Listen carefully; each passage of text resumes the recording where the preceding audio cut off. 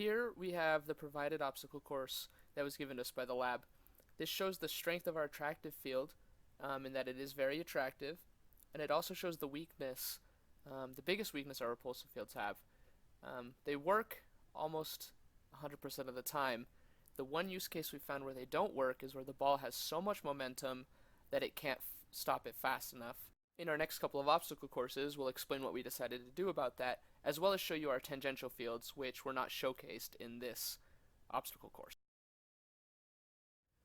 This is a course we created specifically for our ball to showcase its strengths and weaknesses. On the inside of this spiral are tangential fields, so right above the ball. And the bottom, on the outside, are repulsive fields.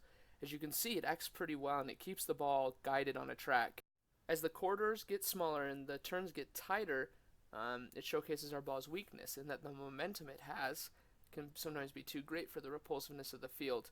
We'll talk about in our next demonstration a couple of ways we thought we could remedy that, but in the end decided to just keep it that way because it's not very often that the ball is traveling so fast that it's affected by this.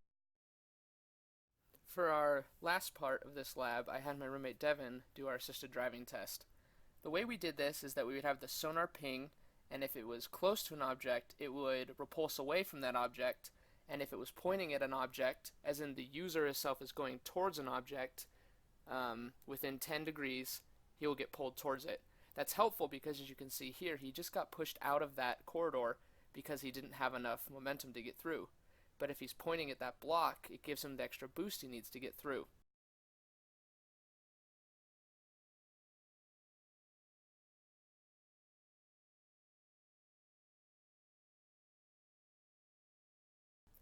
As you can see, he's getting repulsed, so that's working correctly.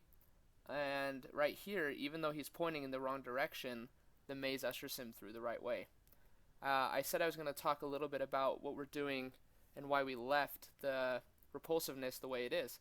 He hit a block already, and that was because he was going so quickly that he couldn't stop himself fast enough.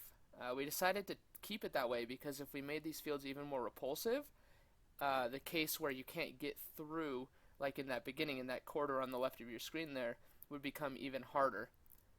As you can see, it's easy for him to drive, but he hit a couple walls on those turns still.